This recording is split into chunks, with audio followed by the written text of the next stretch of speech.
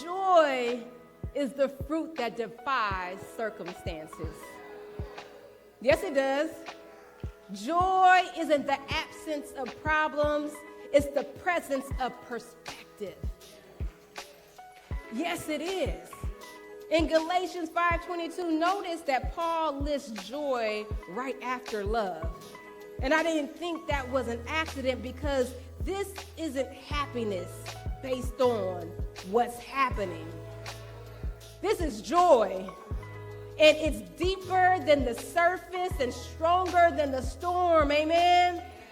In fact, Paul understood this kind of joy when he wrote from prison. He wrote from prison to encourage somebody else. I mean, somebody should be sending me a letter and putting money on my books, amen? But his word says this, he says, rejoice in the Lord always. I will say it again, rejoice. Now, wait a minute. Let's just pause for a moment here, because he was locked up and not living it up, right? And yet he still had joy. Now, how is that possible, Lady Jen? Because joy doesn't depend on the conditions around you.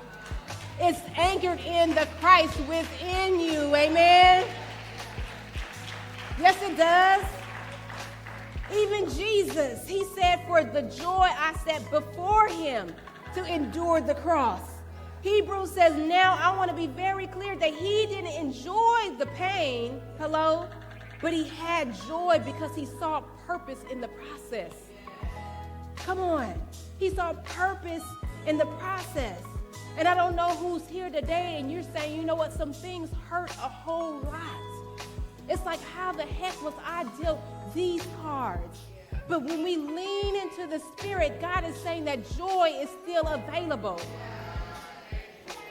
In fact, we reflect God's image best when we can still have joy when we're going through.